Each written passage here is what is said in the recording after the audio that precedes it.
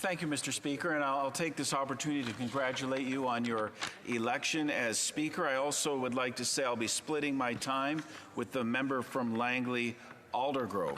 Mr. Speaker, the last 8 years have not been kind to Canadians since this government took power when it comes to safe streets, safe communities, and crime. One only needs to look at the recent StatsCan release to see the drastic increase in crime in this country since 2015. The numbers, Mr. Speaker, are absolutely staggering. Total violent crimes up 39%. Homicides up 43% for the 4th year in a row. Gang-related homicides up 108%. Violent gun crimes up 101%, up for the 8th year in a row. Aggravated assaults up 24%. Assault with a weapon up 61%. Sexual assaults up 71%, and sex crimes against children up 126%. So that is the context, Mr. Speaker, when we look at Bill S-12, a bill to amend the Criminal Code, the Sex Offender Information Registration Act. That is the context by which we as parliamentarians, addressing the fear in our communities around crime, around keeping Canadians safe, around protecting victims, that we look at Bill S-12. Bill S-12 is due to be passed at all stages by October 28th. This is a deadline that was put in place by the Supreme Court when it gave this government 365 days to get this done, a response to a Supreme Court decision. Yet here we are with just 24 days left to make sure that the National Sex Offender Registry continues to be a critical resource for police to investigate and to prevent crime. The last time this government had a court-imposed deadline to respond to decisions around medical assistance in dying, we ended up tragically with a bill that would expand medical assistance in dying to Canadians living with mental illness. They waited too long. They rushed through legislation. And that is, again, what's happening here. I'm going to focus my speech on amendments to the Sex Offender Information Registration Act as opposed to changes in the publication bans that were brought forth by our Conservative-led Justice Committee study on the federal government's obligation to victims of crime. The Sex Offender Registry, what is it? Conservatives, we will always stand up for victims and victims' rights. And that leads me to these amendments to the Sex Offender Information Registration Act. The Act was established in 2004 to help Canadian police authorities investigate crimes of a sexual nature by requiring the registration of certain information on sex offenders. To help police services investigate crimes of a sexual nature, the Sex Offender Registry contains information such as the address and telephone numbers of offenders, a description of their physical appearance, the nature of the offense committed, and the age and gender of victims and their relationship to the offender. At the time, enrollment on the registry was up to the discretion of a judge. And, Mr. Speaker, that discretion led to significant problems. The Public Safety Committee review of the implementation of the Sex Offender Registry in 2009, they found glaring issues. The committee found that only 50% of sex offenders were required to register their information. This was happening for a number of reasons. An official from the Department of Public Safety told the committee at the time that with the pressure of time or workload, Crown attorneys would forget to ask for the order. The committee was also told that the order application rate varies widely by province and by territory. One witness stated that the absence of an automatic inclusion on the registry for all offenders convicted of sexual crimes has led to the inconsistent application of the law across the country. The committee recommended to the government that the automatic registration of sex offenders would fix these holes in the legislation. In order to be effective, the National Registry must be enforced consistently across the country.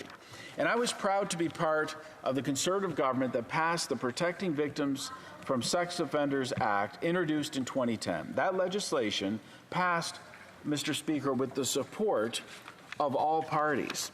The bill broadened the purpose of the sex offender registry by adding the purpose of helping police prevent crimes of a sexual nature, in addition to enabling them to investigate those crimes. We made sensible changes to strengthen the sex offender registry. For instance, we made registration automatic for convicted sex offenders. Our legislation also added the obligation to report for any person ordered to serve an intermittent or conditional sentence. This is even more important today than it was then, because of the Liberals' Bill C-5 now allows conditional sentences for crimes like sexual assault. Liberal Bill C-75 now allows bail to become more easily obtained by individuals convicted, charged with serious offenses. We also, as Conservatives, brought in the requirement of registered sex offenders to report the name of their employer or the person who engages them on a volunteer basis or retains them and the type of work they do. Police should be aware if a sex offender is spending any amount of time with or in proximity to potential victims. We made these sensible amendments to the Sex Offender Information Registration Act to protect victims and to prevent crime. On October 28, 2022, a split decision, 5-4, of the Supreme Court found that the mandatory and lifetime registration on sex offender registry was unconstitutional. The Liberals have simply accepted this decision, and we've urged them to respond as forcefully as possible. And this Bill S-12 does fall short of that. I want to read from the dissenting judgment, Mr. Speaker. It was a very strong dissent, where it says the exercise of discretion was the very problem that prompted Parliament to amend the Criminal Code to provide for automatic registration of sex offenders under the Sex Offender Registration Information Act. The evidence is clear that even low-risk sex offenders relative to the general criminal population pose a heightened risk to commit another sexual offense. Mr. Speaker, that heightened risk is by some counts 8 times. There's 8 times the likelihood of someone with a prior conviction to re-offend. And that is why incorporating and improving as many offenders as possible in the sex offender registry is so very important. We've seen how this has played out before. When it was left simply to the judges to decide who needs to register with the registry, nearly 50% of offenders were never required to register. This is before we brought in mandatory registration. Mr. Speaker, insanity is doing the same thing over and over and expecting different results. We can expect that individuals who certainly should be listed in the registry now, even after the passage of Bill S-12, will be left out. We have to take every step, Mr. Speaker, to protect Canadians, to protect victims, and to ensure that sex offenders are not given the opportunity to re-victimize our communities. After 8 years, Mr. Speaker, of a Liberal government, the rate of violent crime up 39%. Police reported sexual assaults up 71%. Sex crimes against children up 126%. Mr. Speaker, Canadians deserve so much better than this. And I can think of no greater obligation for us as members of Parliament to enact laws that protect our communities, protect the safety of the most vulnerable.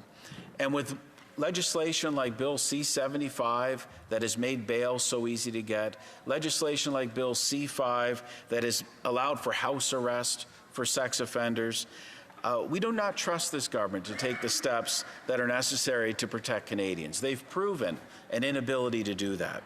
Bill S-12 It is important that we pass this legislation. It's important that we respond to the Supreme Court decision. It's important that we go further. We go as far as possible to protect the most vulnerable.